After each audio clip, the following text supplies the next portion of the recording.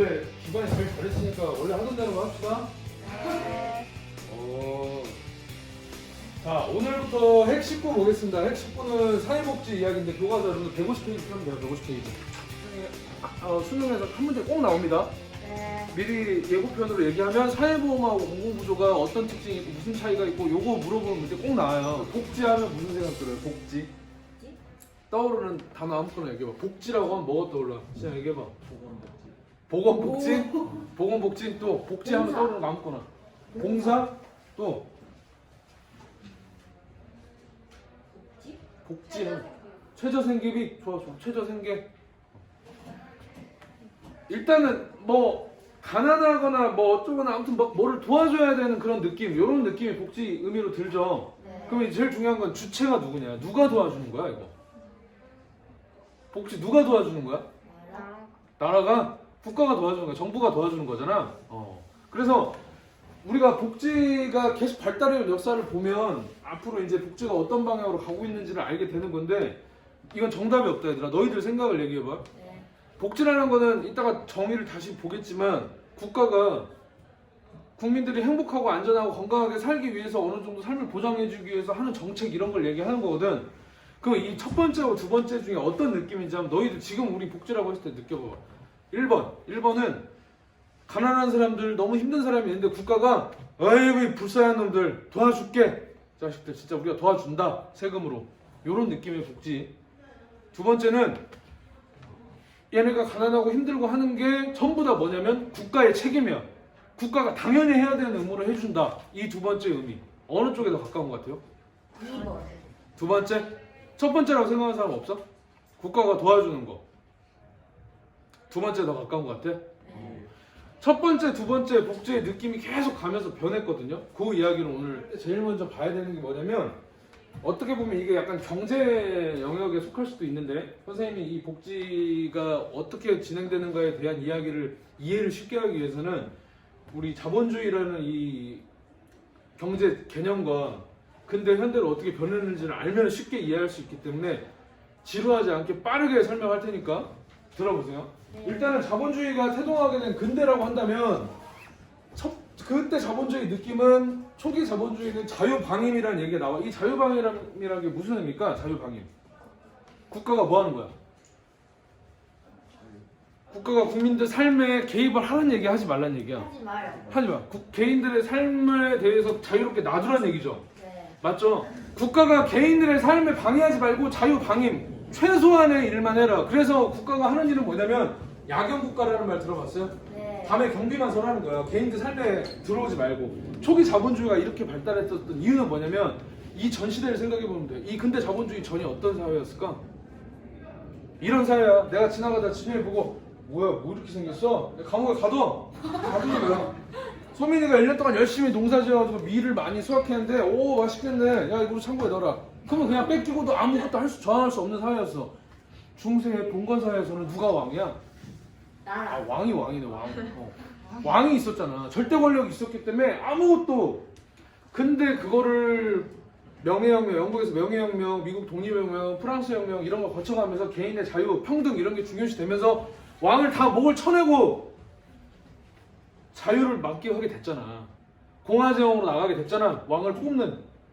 물론 일본이나 영국이나 이런 나라에서는 왕은 그대로 있지만 입헌 군주제. 헌법은 그대로 있대. 군주들은 그냥 다 뭐야 이제. 무늬만 왕이지 정치는 걔네들이 하는 게 아니잖아. 네. 이렇게 만들어놨는데 여기서 무슨 또 국가가 개인들의 삶에 개입하는 걸 좋아했겠어? 전부 다야.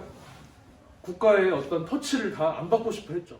여기다가 하나 경제적인 얘기로 간다면 경제학의 아버지가 누굽니까? 선생님.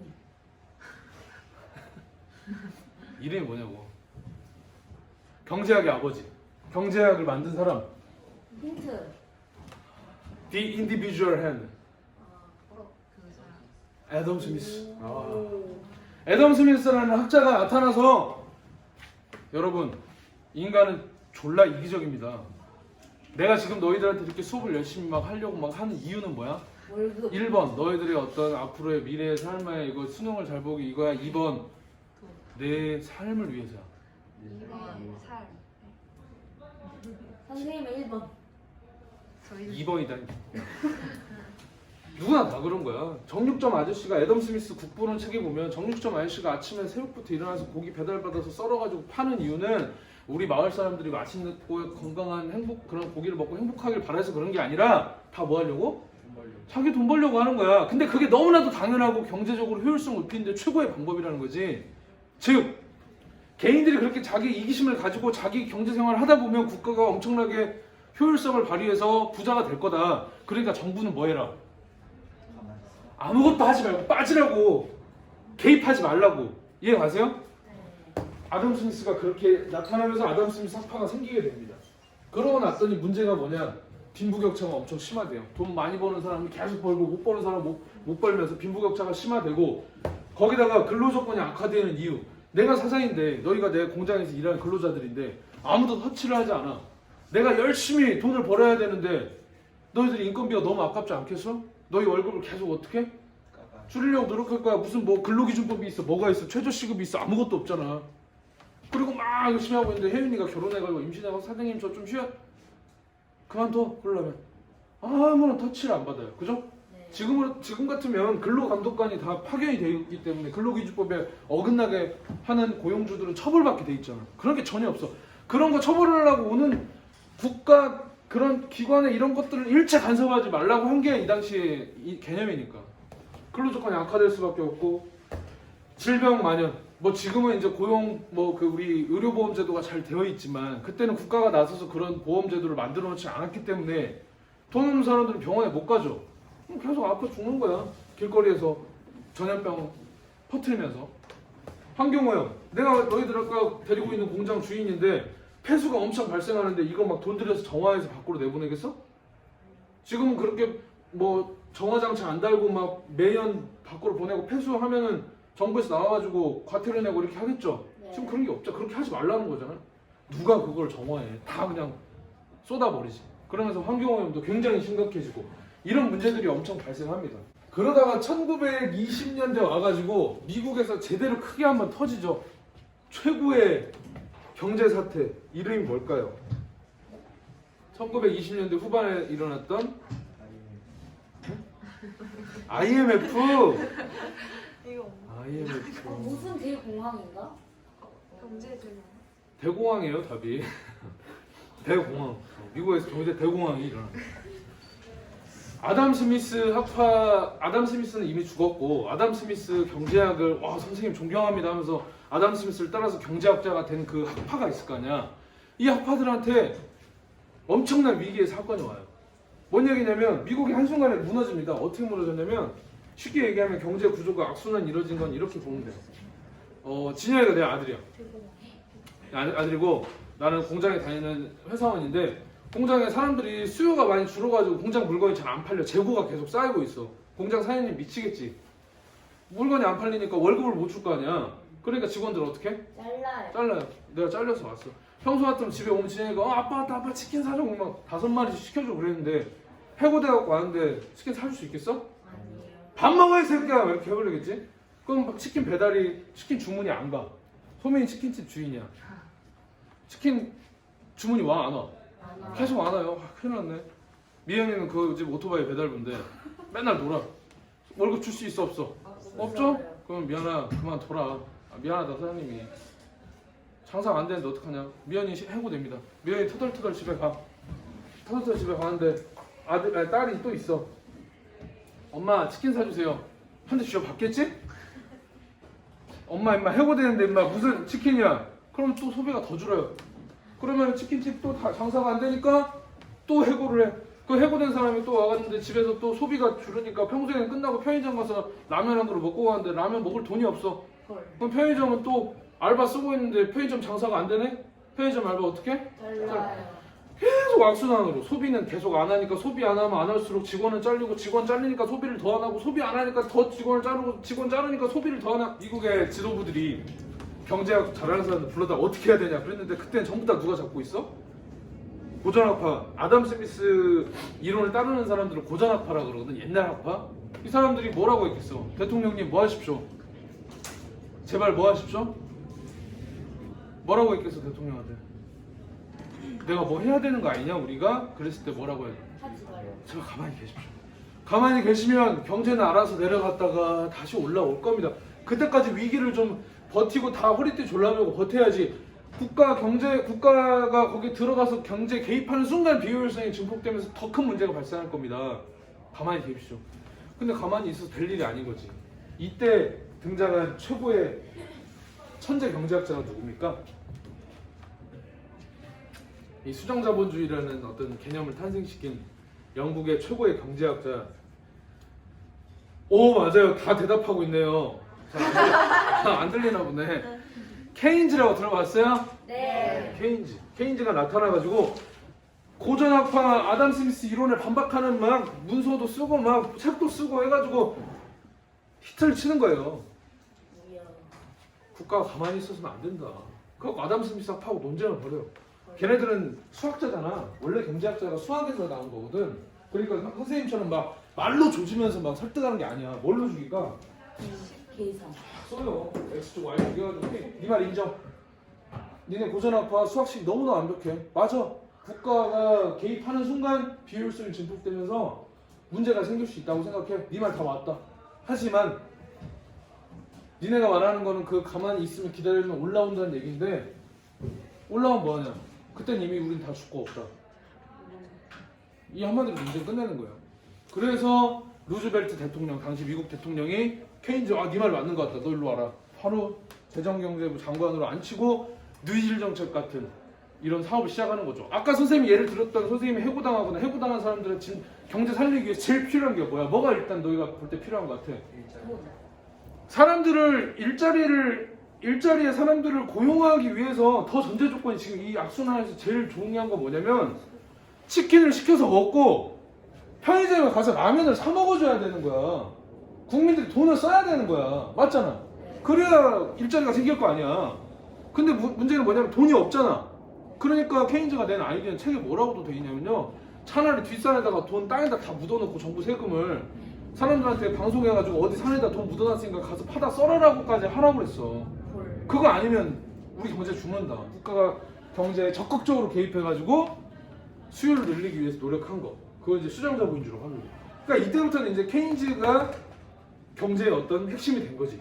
그리고 케인즈 밑으로 들어가서 공부한 경제학자들이 케인지안이라고 해가지고 케인즈 학파를 이루게 돼서 고전학파하고 이제 대립이 되면서 이때부터 주도권을 잡고 그럼 아무튼 복지가 뭐냐 이렇게 물어본다고 하면 여러분들 교과서에 정리된 내용인데 최소한의 인간다운 삶, 여러분들이 얘기한 의식주라든지 어떤 일정 수준의 삶의 질 이걸 보장해가지고 구성원들이 행복하고 안전하고 그렇게 살 수 있도록 국가가 하는 일련의 제도나 정책 이런 걸 통틀어서 복지라고 이야기를 하는 겁니다. 됐죠? 복지의 역사만 살펴보고 끝내려고 합니다.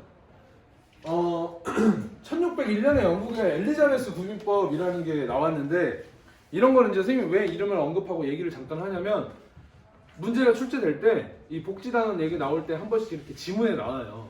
엘리자베스 구민법은 왜 복지에서 영향력이 있냐면 구빈이 뭔 말이냐 구빈법이니까 구한다는 거야. 뭘 구한다는 거야? 빈곤층을 구하는 법이라는 거지. 세계 최초로 아까 선생님이 너희한테 얘기한 복지 방향 있잖아. 국가가 도와준다 이 자식들 불쌍한 자식들. 그게 아니라 국가가 해야 될 당연한 의무다. 이 두 가지 중에 이 첫 번째 의미로 복지가 시작된 최초의 법이에요. 엘리자베스 여왕님인데 왜 이렇게 영국이 발전이 더디냐 봤더니 가난한 사람들이 너무 일도 안 하고 막 길거리에서 막 노숙하다가 죽고 막 이러면서 사회에 어떤 그런 게 시작되는 거니까 그 사람들을 살리는 방법을 국가가 찾아봐야겠다 해서 시작된 게 엘리자베스 구민법입니다. 물론 이 사람들의 태도는 이거예요. 저 노숙자들이 가난한 이유? 얘네들이 도덕적으로 문제가 있어서 그래요. 열심히 일하려고 하지 않고 게으르고 맞죠? 그러니까 그 국가가 책임지고 너희들 내가 열심히 일하게 만들어준다. 그래서 수용소에 집어넣어버려요. 그냥 강제로 일을 시켜. 일할 수 있는 능력이 있는데도 안 하는 사람들. 그러면서 밥도 주고 잘 곳도 주고 이렇게 하는 거죠. 그래서 얘네들의 도덕적 결함은 인정하지만 최초로 빈민구제가 국가가 나서서 해야 된다는 걸 처음으로 인식하게 했던 사건이 이때여서 복지의 어떤 최초 역사라고 보는 거예요. 의의는 뭔지 알겠죠? 지금 이런 얘기를 국가가 한다고 그러면 말이 안 되죠. 문재인 대통령이 나와가지고 이번에 사회보장 노인복지를 좀 올리려고 하는데 얼마나 젊었을 때 망나이 같이 살았으면 지금 어르신들 그렇게 힘드시게 삽니까? 제가 도와드리겠습니다. 이런 느낌인 거야. 두 번째 조금 이제 역사에 남을 만한 하나의 축이 뭐냐면 한 200년 뒤에 독일에서 만들어진 비스마르크 사회보험. 사회보험이란 말 아까 선생님이 얘기했지. 이 핵심구 포인트라고. 사회보험하고 공공부조의 차이 그 얘기인데 사회보험이라는 건 얘들아 니네 보험이 뭔지는 알죠? 네. 선생님이 자동차 보험을 들 때 삼성에다 들까 하나에다 들까 뭐 동부에다 들까 막 고민하잖아. 네. 거기 드는 거 내 자유 아니야? 맞아요. 제일 비교해보고 싸고 좋은 데 들 거 아니야? 근데 사회보험이라는 건 얘들아 일반 우리가 알고 있는 보험회사들 사적 기업에서 하는 보험하고 다르게 국가에서 운영하는 보험이라는 얘기거든요. 그런 사회보험을 최초로 시도한 게 독일이에요. 1883년에. 근데 얘네가 했던 사회보험은 다른 건 아니고 특정 노동자 계층을 대상으로 그러니까 뭐 산업재해 보상보험 이런 느낌인 것 같아. 그래서 현대 지금 제일 많이 쓰고 있는 복지제도의 기틀을 마련했던 그런 보험제도다 이렇게 보시면 될 것 같고요. 그 다음에 이제 아까 선생님이 아까 말했던 이쪽 보험 말고 국가가 당연히 해줘야지 국가의 책임이지라는 인식으로 처음 시작된 게 1942년에 영국에서 만들어진 비버리지 보고서라는 이 보고서에 의한 복지정책의 변화를 얘기하는 겁니다. 이 비버리지 보고서는 비버리지라는 사람 이름인데 영국이 왜 발전을 못하고 있냐 쭉 세계를 영국 사회를 돌아다니면서 정리를 한 거예요. 영국이 발전하지 못한 이유, 빈곤, 뭐 질병, 뭐 나태함 이런 것들을 쭉 보고 무지까지 공부 안 하고 이런 것들 그런 거를 쭉 보고 나서 의회에 보고를 하고 이때부터 이런 걸 처결하기 위해서 영국이 냈던 구호가 뭐냐 이 얘기는 되게 유명한 말인데 요람에서 무덤까지라는 말 들어봤어요? 요람이 뭐냐 요람? 애기 태어났을 때. 애기 태어나면 자는 쬐깐한 침대 있잖아요. 네. 이게 무덤까지. 그러니까 무슨 얘기냐면 진영이라는 애가 대한민국에서 태어나서 처음에 인큐베이터에서 막 나와가지고 막 울기 시작하잖아. 이 얘가 태어났으면 대한민국 땅에서 태어났으면 네. 무덤에 묻힐 때까지 대한민국이 책임을 져야 된다는 얘기야. 오. 이걸 42년에 영국에서 처음으로 이걸 무슨 복지라고 하냐면 보편적 복지라고 합니다. 보편이란 말은 누구나고 누구는 안 하는 게 아니잖아요. 네. 대한민국 국민이면 영국의 국민이면 누구나 받을 수 있는 복지 혜택이라는 거지. 그거를 처음으로 그 정신을 시작하게 된 게 1942년에 영국에서 시작하게 되는 거죠. 그래서 진정한 현대적 의미의 사회보장제도다. 이렇게 보면 될 것 같아요. 이때까지는 다 그러니까 정부가 조금씩 더 역할을 하자는 어떤 큰 정부의 느낌이 오죠. 네. 근데 그러다가 여기서 앞으로 꺾여요. 신자유주의가 1970년대부터 다시 불기 시작하는데 그 이유가 뭐냐면 신자유주의라는 거는 일단 이 내용 먼저 보시면 이때 석유 파동이라는 게 생겨요. 1970년대 석유 가격이 갑자기 너무나 급등하면서 사회가 어려워지거든. 근데 케인즈 학파가 만들어냈던 그 경제 이론에 보면 뭐가 나와 있냐면 경제가 너무나 잘 올라가가지고 호황이 돼가지고 쭉 올라가는 상황이면 물가가 엄청 올라가겠지. 이 물가가 엄청 올라간 상황에는 물가는 엄청 올라가서 경제가 힘들지 몰라도 실업률은 거꾸로 낮아지거든. 사람들이 고용을 많이 했다는 얘기야. 다 취직하고 잘 돼가지고 물가가 좀 올라가는 상황이고 이게 그래프가 떨어지는 순간은 뭐냐면 실업률이 올라가지고 사람들이 해고는 많이 되는데 대신에 물가는 어떻게 될까? 떨어지는 거지. 이게 계속 반복되더라를 케인즈 학파가 계속 이걸 연구를 해왔는데 석유 가격이 갑자기 올라가면서 1970년대 지금까지 없었던 새로운 경제 현상이 생기는 거잖아. 물가가 엄청 올라갔는데 세상에 실업률까지 같이 올라가 버렸네. 와. 물가가 계속 올라간 이 현상을 인플레이션이라고 부르고요. 실업률이 계속 상승하는 스태그네이션이라고 불러요. 이 두 개가 동시에 올 수 없었어 케인즈 학파 이론에서는. 근데 세상에 이 두 개 동시에 같이 와서 스태그플레이션이라는 행사가 이 두 개 합친 거예요. 스태그네이션, 인플레이션, 스태그네이션. 케인즈 학파가 오 이거 어떡하지? 이런 건 책에서 읽은 적이 없는데 그러고 있을 때 한 40년 동안 쭈구리로 있던 어떤 학파 애덤 스미스 고전 학파가 갑자기 튀어나와가지고 내가 이럴 줄 알았다 이 새끼들 국가가 가만히 있으라니까 니네가 등장해가지고 니네가 자꾸 국민경제에 국가가 개입해가지고 손 쓰고 뭐하다 보니까 결국은 이런 사단 발생하는 거 아니야 하면서 고전학파가 우리 이제 새로운 고전학파다. 학파 이름 새고전학파 이렇게 이름도 짓고 자유주의 아담 스미스의 자유주의가 1970년도에 다시 부활했다는 느낌으로 신자유주의라는 이름으로 다시 돌아옵니다. 그러면 얘네들이 원하는 건 뭐야? 정부가 뭐 해라? 빠지라고. 국민경제에서 빠지라고. 힘쓰지 말라고. 그대로 경제가 민간 경제가 알아서 돌아가게 놔두라는 얘기예요. 이해가시죠? 그때 이제 또 이 사람들이 비판의 근거로 삼았던 게 복지병이에요.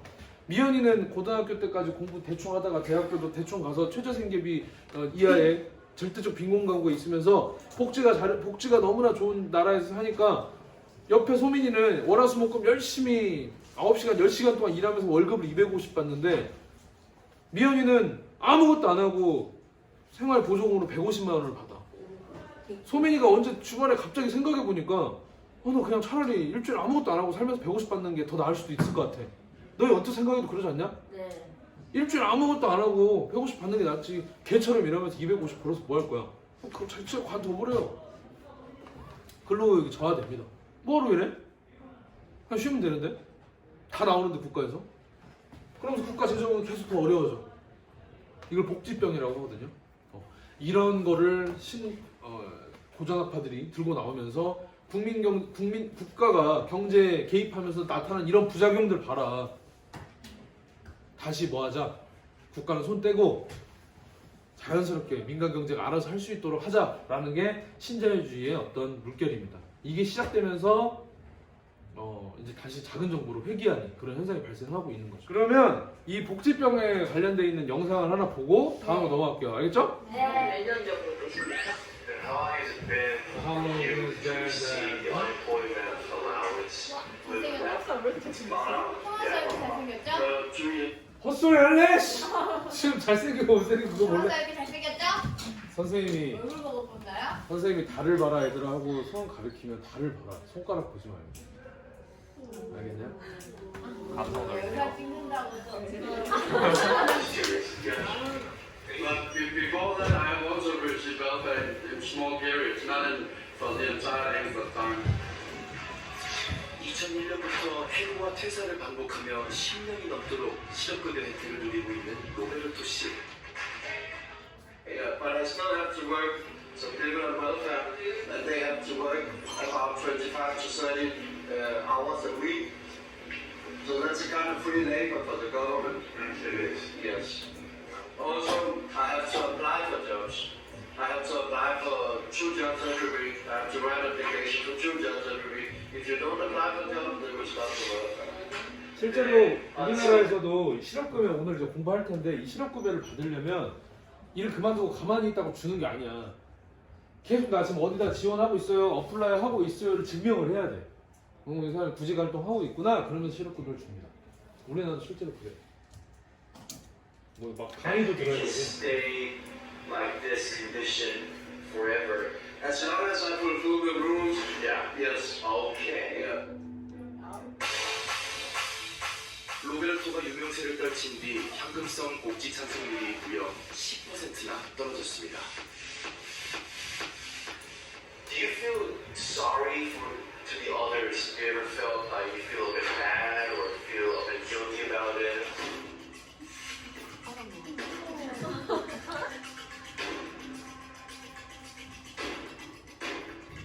Not guilty.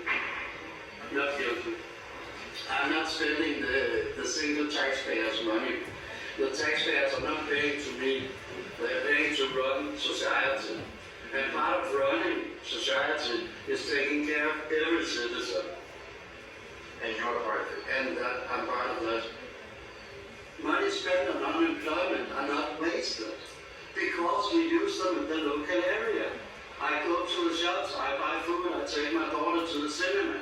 We spend the money in the local area, so all the locals make more money, pay more taxes. And it's a very, very good circle. It's a good circle.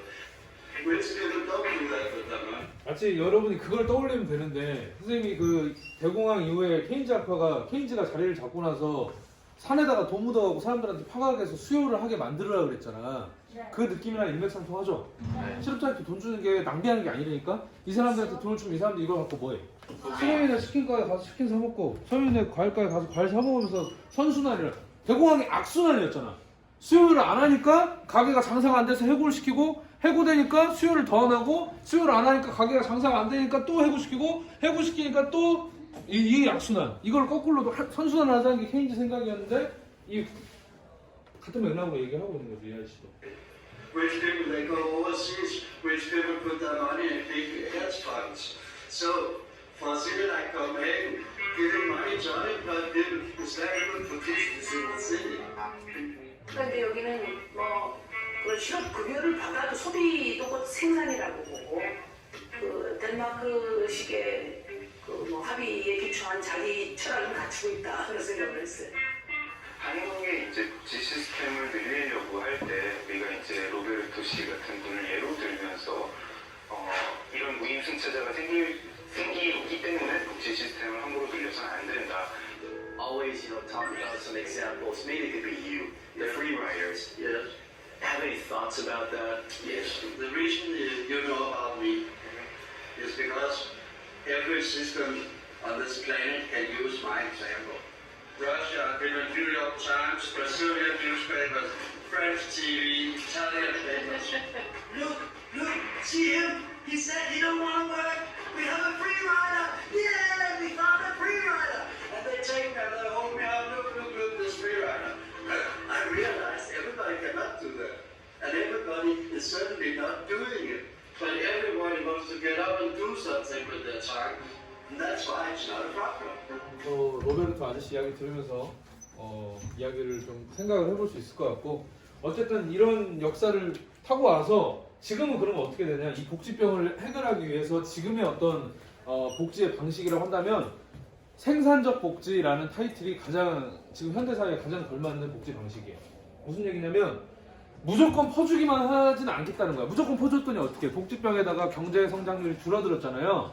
그러니까 이렇게 해서는 국가 재정 위기가 오기 때문에 무조건 퍼주는 게 아니라 어떤 사람한테 퍼줄까? 이제 일하는 사람. 일을 하려고 노력하는 사람들한테만 더 퍼주겠다는 거지. 이해가? 가난하면 가난할수록 지원을 해주는 게 아니라 가난하지만 일하려고 노력하는 사람들한테 더 혜택을 주겠다는 거야. 이 발상 이해가요?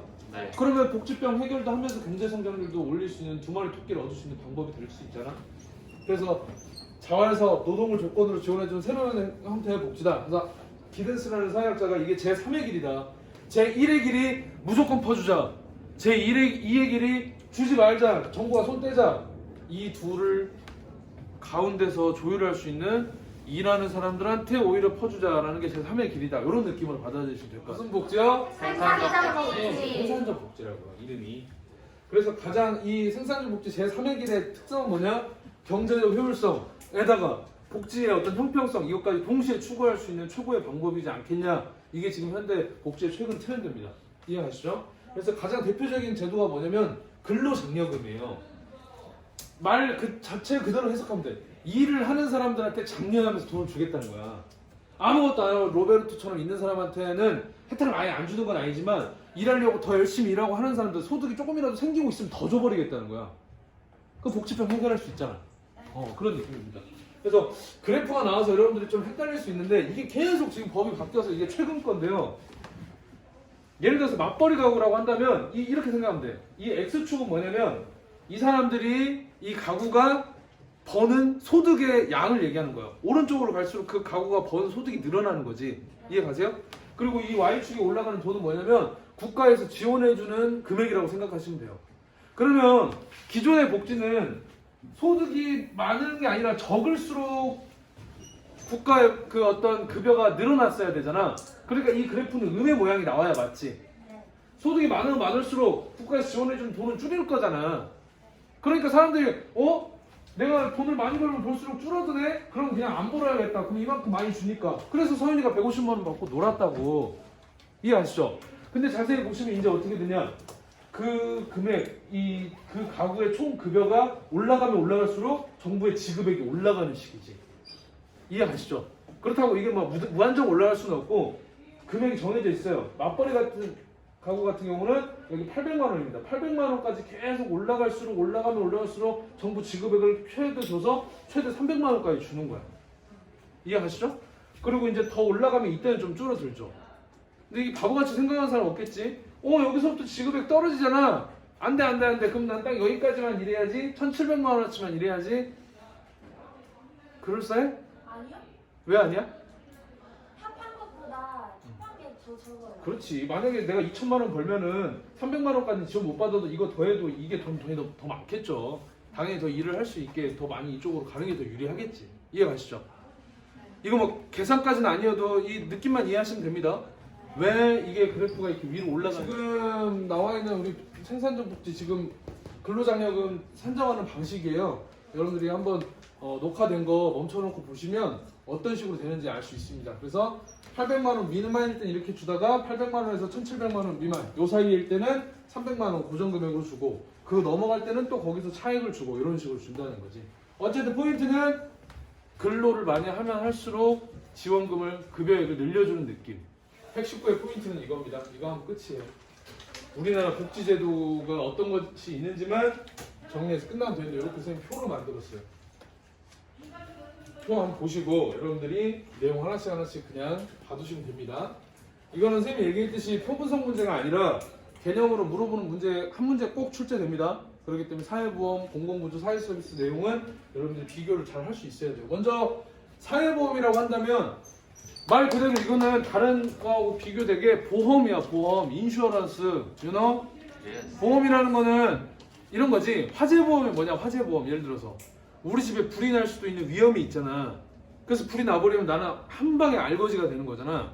그러니까 보험료를 조금씩 내놨다가 혹시 모르게 사고가 났을 때 그 보험금을 타는 거지. 이런 제도는 알죠? 그게 보험이잖아. 근데 이게 이제 주체가 누구냐면 이게 뭐 삼성, 현대, 하나, 동부 뭐 이런 회사가 아니고 국가에다 듣는 보험이다. 이런 느낌입니다. 이해 가시죠? 그래서 질병이나 재해, 실업, 노령 이런 사회적 위험을 보험식으로 대비를 하는 거지. 미리미리 조금씩 보험금을 넣어놨다가 나중에 내가 질병이나 재해, 실업, 노령을 당했을 때 국가가 나한테 보험금을 주면 그걸로 이제 이 역경을 이겨낼 수 있는 그런 방법이에요. 대상이 누구냐면 모든 국민입니다. 모든 국민. 근데 더 엄밀히 얘기하면 직업이 없고 어려운 사람이 보험료 낼 수는 없잖아. 왜냐면 이건 이따 나오겠지만 강제 가입이거든. 우리나라 국민이면 강제 가입해야 돼. 근데 소득이 하나도 없이 몸이 아파서 일을 못하고 있는 사람한테 보험료를 걷어갈 수는 없잖아요. 그러니까 엄밀히 따지면 보험료 부담 능력이 있는 선생님 같은 사람, 직장 다니는 사람, 너희들 지금 보험료 부담 능력 있어 없어? 없어요. 그럼 너희도 안 돼. 사실 이게 모든 국민이라고 하면 정확히 말하면 틀린 거예요.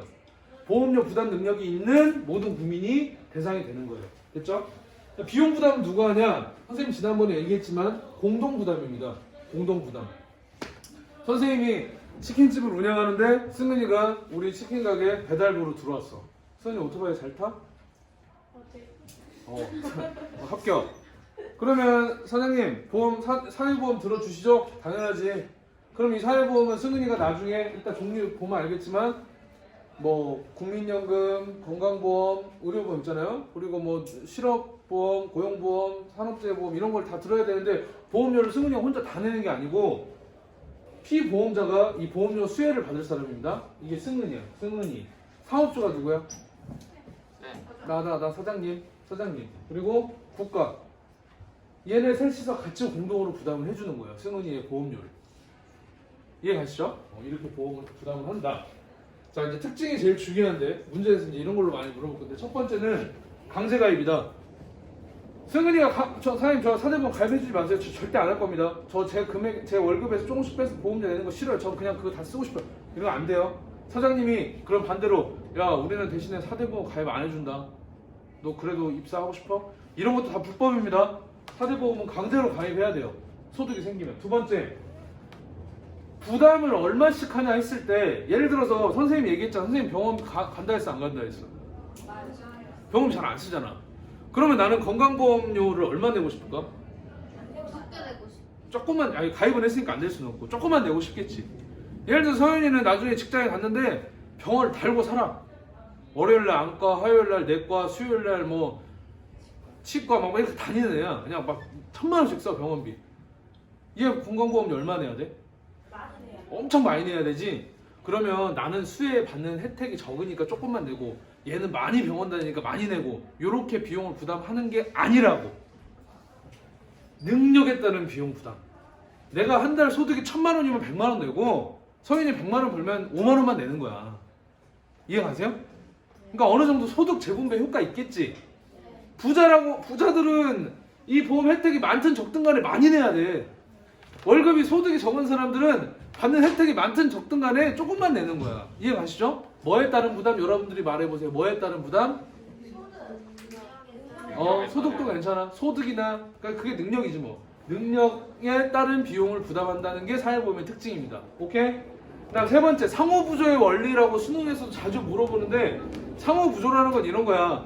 승은이가 나 도와주고 내가 승은이 도와주는 게 상호부조지. 이따 얘기했지만 이 공공부조라는 거는 엄밀히 얘기하면 일방적인 부조예요. 그냥 나는 상호는 승은이도 나를 도움 주고 나도 승은이 도움을 주는 게 상호부조인데 공공부조는 여러 명에서 그냥 한 명한테 일방적으로 도와주는 건 거야. 이거 이해할 수 있어요? 이 차이입니다. 그래서 상호부조는 뭐냐면 내가 계속 건강보험료 내, 국민건강보험료 내고 있고 승은이도 막 내. 그러다가 승은이가 감기가 걸렸네? 그래서 보험료는 내가 낸 걸로 혜택을 받지만 승은이 것도 같이 써서 받을 거 아니야? 근데 그러다가 선생님이 가다가 또 이가 부러졌어. 치과에 가서 치료를 받아야 되는데 보험 혜택을 받잖아. 승은이가 낸 걸로 내가 받는 거잖아. 그러니까 자기가 낸 거를 여러 사람들하고 같이 공유해서 혜택을 받기 때문에 이거를 상호부조의 원리다. 그래서 혜택을 받는 수혜자하고 비용 내는 부담자가 일치한다. 이런 표현까지 씁니다. 이거 이해 가시죠? 내가 내고 내가 받는 거니까 수혜자하고 부담자가 일치한다. 여러분들 얘기해보세요. 뭐라고 표현한다고? 수혜자 부담자가 일치한다. 그게 사회보험의 특징이다. 내는 사람이 받는 그 방법이다. 또 마지막, 사전 예방적이다. 라는 것은 이따 보면 알겠지만 내가 실업을 아직 하지 않았어. 그치만 그 당하기 전에 미리 준비하는 거야. 오케이? 이해가시죠? 일하다가 공장에서 일하다가 사고가 나기 전에 미리 보험을 들어놓는 사전 예방적인 성격을 갖고 있는 게 바로 사회보험이다. 요 정도까지. 됐습니까? 자, 그 이에 관해서 공공부조 보겠습니다. 공공부조라는 거는 목적은 생활무능력자라고 선생님이 짧게 썼는데 우리가 지난번에 봤던 것처럼 최저 생활, 그나마 할 수 있는 최저 어떤 인간다운 삶을 사는데 필요한 그런 여유가 없는 사람들만 대상이에요. 그런 사람들이 최저 생활을 하거나 자립할 수 있게 지원해 주는 게 공공부조의 목적이다. 대상은 누굴까요? 여러분들 얘기해 보세요. 저도 사회적 소수자. 그렇게 표현하면 되겠지. 모든 국민이 아니라 그냥 생활이 어려운 국민. 이 사람들만 대상으로 하는 게 공공부조입니다. 비용 부담 누가 할까? 이렇게 공동 부담하자고 할까? 그러면 국가. 그렇죠. 광주광역시가 지자체잖아. 그러니까 대한민국이나 대한민국 정부나 광주광역시 아니면 북구 이렇게 지방자치단체가 국가 세금으로 전부 다 지원해줍니다. 됐죠? 이게 비용 부담 얘랑 차이가 뭔지 보셔야 돼요.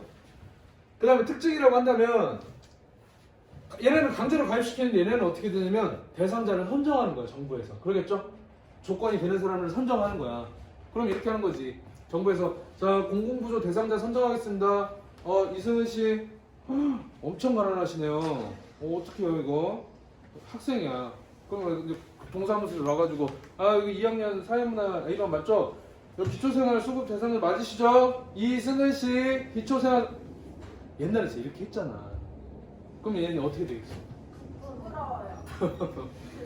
부끄럽지. 그리고 뭔가 아이들 사이에서 낙인도 찍히고 옛날에 어른들 선생님도 못 겪어본 건데 옛날 어른들 얘기 들어보면 육성회비? 뭐 들어본 적 있어? 선생님이 수업하다가 육성회비 안 내는 애들 나오라 그래갖고 막 손바닥 때리고 돈 없으면 학교 오지 마 이 새끼 하면서 막 혼내고 막 그랬거든. 그런 시절이 있었잖아. 근데 지금 사실 애들은 너희가 서로 얘기 안 하면 아무것도 모르잖아. 지금은 선생님들도 잘 모르게 진행이 돼. 이 시스템이 그래요. 만약에 선생님이 담임이 됐는데 우리 반 애들 중에 기초생활수급 대상에 어떤 친구들이 있다 그러면은 내가 조사해가지고 옛날에는 그랬어. 선생님 초등학교 때도 학교 처음에 오면 담임선생님이 애들 조사해야 되잖아. 그럼 설문지에 집에 TV가 있냐, 집에 차가 몇 대 있냐 이런 걸로 조사를 했어. 그러면 이거 애들이 옆에서 볼 수도 있잖아. 막 쓰다가 야 승은이 집에 TV도 없대? 뭐야 쟤 어쩐지 막 옷도 이상해. 그럼 애들끼리 이런 게 경제적인 이런 게 생길 수 있단 말이에요. 근데 지금 그런 거 전혀 없잖아. 이미 주민센터에서 다 알고 학교로 자료가 넘어옵니다. 그럼 그냥 은밀히 조용히 이제 이렇게 진행을 하는 거죠. 그렇게 하는 이유는 이런 대상자가 됐을 때 부정적인 낙인이 발생할 수 있는 우려가 너무 크기 때문에 그런 거예요. 그죠? 그 다음 두 번째, 얘하고 비교해서 보면 딱 나오는데 얘는 수혜자하고 부담자가 어떠하다? 일치하지 않는다. 승은이 잠깐 계속 승은이를 예를 드는데 승은이가 예를 들어서 이 공공부조의 대상자가 되면 승은이는 여기에 해당되는 비용을 부담 안 하지. 능력이 안 되니까 사회보험 가입이 안 됐을 거 아니야. 그럼 일방적으로 승은이 뺀 나머지 우리끼리 모아가지고 승은이 도와주는 거잖아. 그러니까 승은이는 부담자는 아니지만 수혜자지. 우리는 수혜자든 아니지만 부담자지. 이게 일치하지 않는다는 뜻이에요. 이게 일방적인 부조라는 뜻이에요. 이해 가세요? 대답 좀 해봐. 끄덕끄덕 하지 말고. 네. 맞죠? 공공부조의 특징 세 번째. 소득 재분배의 효과가 누가 더 크냐 이렇게 물어봐요. 얘하고 얘하고. 소득 재분배라는 거는 A, B, C라는 세 명이 소득을 얻었는데 A가 1,000만 원, B가 500만 원, C가 300만 원을 벌었다. 그랬을 때 이걸 재분배한다는 것은 국가가 거기에 관여해가지고 세금을 걷거나 혜택을 주거나 해가지고 한번 싹 정리한 다음에 된 나머지 소득이 어떻게 됐냐를 보는데 이때 나머지 소득이 얼마나 평등해졌는가를 보는 거거든. 근데 당연히 얘는 자기가 낸 거 자기가 가져가는, 자기가 낸 거 자기가 혜택받는 시스템이기 때문에 공공부조만큼 소득 재분배 효과가 드라마틱하게 나오진 않겠지? 이거는 자기가 받지도 않는, 내지도 않은 걸 혜택을 받는 거니까 없는 사람들한테 엄청나게 많이 혜택을 줄 수 있는 거잖아요. 그래서 소득 재분배 효과가 이런 오답도 있어요. 공공부조는 소득 재분배 효과가 있지만 사회보험은 소득 재분배 효과가 없다. 그럼 정답 오답? 오답. 당연히 있다. 얘도 있죠. 왜냐면 아까 얘기했잖아. 병원 누가 많이 가는 게 중요한 게 아니라 그 사람 소득, 비용, 능력, 부담에 따라서 되는 거기 때문에 조금 내는 사람들은 조금만 내고도 혜택 많이 받을 수 있기 때문에 소득 재분배 효과가 분명히 있다는 거지. 그러나 그럼에도 불구하고 아예 안 내고도 받을 수 있는 저소득층이 엄청 많다는 측면에서 소득 재분배 효과가 누가 더 큽니까 했을 때는 얘가 훨씬 더 크다 얘기할 수 있는 거예요. 됐습니까? 자, 이거랑 대조해가지고 마지막 성격 사후 처방적이에요. 승은이는 이미 힘들어져 있어. 그때 도와주는 거야. 그 전에 미리 예방 차원이 아니고 공공부조라는 시스템의 성격은 사후 처방적이다. 오케이? 요렇게 정리하면 됩니다. 별거 아니다, 그치? 네, 쉽네요. 쉽지. 자, 세 번째 사회 서비스입니다. 이거는 종류도 어마어마하게 많고 별거 아니에요. 보시면 도움을 필요로 하는 국민들의 삶의 질을 향상시키기 위한 그냥 사회 전반적인 서비스를 얘기하는 건데 대상이 누구냐면 누구를 대상으로 하면 될까? 국민들. 이것도 그냥 도움 필요한 모든 국민한테 대상으로 한다. 이렇게 보시면 될 것 같습니다. 비용 부담 누가 하냐면 사회 서비스는 수익자가 부담을 해요. 내가 이 서비스 받고 싶은 사람이 돈 내는 거야. 근데 만약에 예를 들어서 이 서비스 받고 싶은데 집이 좀 어려워. 그럼 누가 도와주면 될까? 국가나 제가 도와주면 되네. 그러니까 이거는 뭐 따로 정해져 있는 게 아니라 모두가 그냥 같이 부담하는 시스템이다. 이렇게 보시면 될 것 같아요. 특징도 몇 개 없습니다. 사회 서비스를 시험에 낸다 그러면 가장 큰 차이가 사회보험하고 공공부조하고 대조되는 게 얘네들은 현금으로 주는 거야. 그렇지만 얘는 금전적인 지원이 아닙니다.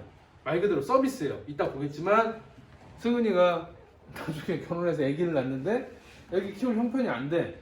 그때 사회 서비스 신청을 하면 뭐 돌봄 서비스 아줌마가 와가지고 아기를 봐준다든지 뭐 승은이 어머니가 너무 연로하신데 승은이가 바빠. 그럴 때 노인 돌봄 서비스를 해준다든지 막 이런 시스템들 이해가시죠? 집에 장애가 있는 친구가 있는데 이 케어하기가 힘들어. 장애인 돌봄 서비스 이런 거 다 전부 다 사회 서비스의 일환이고 중요한 거는 금전적인 게 아니라 무슨적? 비금전적. 돈으로 해주는 게 아니다는 게 원칙이다. 그리고 이거는 국가기관 아니어도 민간 부문에서도 막 서비스를 해요. 예를 들어서 뭐 YWCA 이런 데서도 막 서비스 신청하는 거 있더라고. 민간 단체에서 국가기관이 아닌 곳에서도. 종류를 같이 보면 이해를 다지는데 더 쉬울 것 같아요. 종류를 보면 사회보험은 선생님이 얘기 다 했는데 지난번에 우리가 흔히 4대 보험이라고 하는 거 얘기했었죠? 국민건강보험, 우리 의료보험, 국민연금. 나중에 실업을 하거나 노령이 됐거나 또는 사망까지 이런 데 대비해가지고 미리미리 돈을 좀 축적해 놓는 그게 국민연금이고요. 고용보험이라는 거는 말 그대로 제일 큰 게 실업이지. 고용이 불안정해서 실업 상황이 발생했을 때 갑자기 닥치는 그런 빈곤을 이겨낼 수 있는 그런 보험. 산업재해보상보험이라는 거는 업무 중에 크게 다치거나 꼭 업무 중에 다치는 게 아니라 너네 그런 거 기사 봤어? 삼성 거기 막 반도체 공장에서 일하는 노동자들 막 백혈병 걸린 환자들도 있고 막 그러잖아요. 그럼 엄청난 병. 그거 갑자기 치료비 어떻게 할 거야? 그런 때 도움 받기 위해서 산업재해 보상보험을 넣어놓는 거지. 여기다가 선생님이 얘기한 것처럼 이제 4대 보험, 4대 보험이 아니라 2008년부터 선생님 찾아보니까 벌써 몇 년 됐냐? 10년이 넘었어요. 노인들이 너무나 노인들 간병비나 이 생활비가 너무나 힘들고 금액이 너무 과다하다는 걸 인식을 미리 하고 2008년부터 노인 장기 요양보험까지 강제로 걷어갑니다. 가입을 시켜요. 그러니까 선생님도 만약에 지금 결혼을 못하고 나중에 노인이 됐다. 근데 아파가지고 치료비가 없어. 근데 선생님은 다행히 내가 노인 장기 요양보험에 내 의사랑 상관없이 비용 부담 능력이 있기 때문에 강제로 가입됐잖아. 그렇기 때문에 이 혜택은 받겠죠. 선생님이 월급 명세서를 찍어왔어, 사진을. 다 지우긴 했지만 선생님 실제 월급 10월달 월급 명세서인데 이게 일반 기여금이 국민연금이라고 보시면 돼요. 선생님은 공무원 연금이기 때문에 이름이 바뀌어서 이렇게 이름이 나오고 건강보험 들어가죠? 노인 장기 요양보험 들어가죠. 그리고 이제 선생님은 공무원이기 때문에 고용보험하고 산업재해 보상보험은 따로 없어요. 이거 학교 안전공제 이런 데서 따로 처리하기 때문에 이 세 가지는 확실히 나가는 게 보이는 거죠 지금. 너무 아깝지. 또 내 입장에서는 진짜 병원도 안 가는데 이거 근데 사실 금액 지울 필요는 없는데 궁금하다. 보인다고? 15만 원. 대단하다. 맞아 그 정도야. 한 달에 그 돈이 계속 나가는데 사실은 아깝죠. 내 개인적인 입장에서 봤을 때. 나 병원도 안 가는데. 나 아무리 다치고 싶어도 다치지도 않아. 세상 깁스하고 싶어도 깁스나 허리도 안 아파. 뭐 팔이 부러지기를 뭐래. 아무리 아프고 싶어도 안 아파. 좋은 거네요. 그렇죠. 그렇지. 그렇게 생각해야지. 건강하니까 행복한 거다 생각해야지. 로베르토 씨 병원 보내줘야 될 거 아니야 내가. 제일 이제 여러분도 많이 들어봤을 법한 게 국민기초생활보장제도. 아무래도 최저생계비나 중위소득 이용해가지고 구하겠죠. 최저생계비를 구해가지고 거기에 못 미치는 가구들 또는 중위소득 몇 % 이하 이렇게 기준으로 잡아가지고 기초생활을 보장할 수 있도록 그 가구의 소득에서 최저생계비 정해놓는데 못 미친 만큼 국가에서 지원해주면 되겠네. 이거는 일방적으로 해주는 겁니다. 의료급여도 의료 시스템에 열악한 빈곤층 대상으로 진행이 되는 거겠죠? 기초연금제도는 뭐냐면 선생님 기초연금제도 뭐 장애인연금제도 다 이게 이제 이름이 일방적으로 도와주는 건데 기초연금제도가 뭔지 여러분들은 교과서에도 여러분 참고서에도 내용이 간략하게 나오거든요. 이름 보고 임팩트 있게 한번 딱 이게 어떨 때 도움 되는 거다라고 하나씩 정리 다 하세요. 선생님처럼 이렇게 이름만 쓰지 말고. 선생님 건강보험을 이 기초연금제도 예를 들어서 보여줄게. 뭐를 가져왔냐면 보건복지부 사이트예요. 기초연금. 요 정도만 적으면 돼. 선생님 이제 사이트를 여러분들 보여줄 건데 기초연금이 무엇인가요? 원래는 선생님도 이 정식 명칭이 기초노령연금인 줄 알았어. 근데 그냥 이름을 기초연금으로 바꿨더라고. 대상은요 여기 보다시피 누구예요? 어르신들, 할아버지 할머니들. 우리 어르신들의 어려움 덜어드리기 위한 제도입니다. 이 어르신들이 낸 금액으로 받는 게 아니죠. 지금 공공구조예요. 일방적으로 받으시는 거예요. 누가 받나요? 65세 이상 어르신들 중에 일단 65세가 넘어야 되고 상대적으로 형편이 어려우신 70%의 어르신. 우리나라 할아버지 할머니를 쭉 65세 이상을 쭉 일렬로 세워. 위에서 상위 30% 빼고 나머지 70%를 다 줍니다. 이해가세요? 그게 기초연금이에요. 너희가 이런 용어를 알면 대통령 선거 나왔을 때 사람들이 공약하잖아. 박근혜 대통령이 이거 엄청나게 공약으로 내세웠었거든. 당선되고 했을까 안 했을까? 안 했어. 아, 이런 얘기는 안 하겠습니다. 얼마를 받나요? 기초연금 일반 수급자는 최대 25만 원, 저소득 수급자는 최대 30만 원까지 줘요. 그걸로 우리 용돈 주시는. 그걸로 용돈 주셔. 마음 아프다. 그러니까 용돈 달라고 하지 마. 지금 누구 코에 붙이냐고 니네가 얘기해놓고 지금 이거 받으시는데. 맞아. 각 제도 찾아가가지고 하나씩 이렇게 끝만 꼭 정리해보세요. 여기에 또 행노트 검사할 때 그게 되겠죠? 사회 서비스는 아까 말한 대로 이것도 보건복지부에서 거의 다 합니다. 뭐 산모나 신생아 건강관리 지원사업, 노인돌봄, 아이돌봄 서비스, 가사간병 방문 지원. 하고 선생님이 아까 수업 들어오기 전에 선생님 후배 중에 애기 셋 낳고 키우는 후배가 있어. 그 친구도 이제 중학교에서 근무하는데 애기 때문에 계속 이제 육아휴직을 하고 있었는데 얼마나 힘들었겠어. 셋 낳고 사는데. 근데 내가 몇 개 물어봤더니 이 보건복지부 국가기관에서 하는 서비스예요. 아까 민간도 하고 국가도 한다 그랬죠? 그러면 이제 너희가 생각을 해봐. 이거에 대한 비용은 누가 내냐? 아기가 셋이니까 아기가 많거나 소득이 줄면 줄수록 민간이 부담하는, 개인이 부담하는 금액을 주고 국가가 지원해주는 금액이 좀 많아지겠지. 그래서 보건복지부에서 지원해주고 자기 가구가 좀 내고 이렇게 해가지고 서비스를 받더라고. 그래서 뭐 노인 돌봄 자격증, 아이 돌봄 자격증 이런 것들을 그냥 일반 우리 엄마 아빠들 중에 퇴직하신 분들이 따가지고 보건복지부에 신청해갖고 이제 알바식으로 일을 하시는 거지. 그럼 그분들은 보건복지부에서 월급 받으면서, 그래서 몇 시부터 몇 시까지 이모님 오셔가지고 애기 봐주고 막 이런다고 표현을 하더라고. 그래서 이런 서비스들이 굉장히 많이 있습니다. 복지로라는 이 복지 사이트예요. 보건복지부 사이트인데 여기 참 좋더라고. 선생님도 처음 가봤는데 내가 나중에 복지 서비스, 그러니까 너희가 지금 복지 서비스를 뭘 받을 수 있지? 이거를 내가 생애주기에 맞춰서 찾아볼 수 있는 거야. 한번 볼까? 여기 아까 선생님이 얘기했지만 우리 사회 서비스라는 건 뭘로 해준다고? 돈을 해준다고? 아니 특징이 뭐였어? 서비스에서 비금전적 지원이 원칙이라고 그랬죠. 그리고 주체가 누구냐면 보건복지부나 여성가족부 같은 국가기관일 수도 있지만 어디도 많이 있냐면 민간도 많다 했어요. 그래서 여기 보시면 민간복지도 따로 있잖아요. 민간에서 해주는 데도 어디 있나. 근데 여기는 이제 비용은 좀 비싸겠지.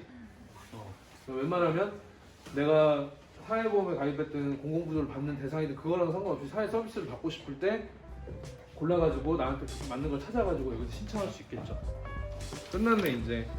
161페이지까지 좀 읽어보시고 부족한 부분 영상 참고해가지고 필기하고 여러분들이 복습해서 핵노트 핵 찍고 완성하시기 바랍니다.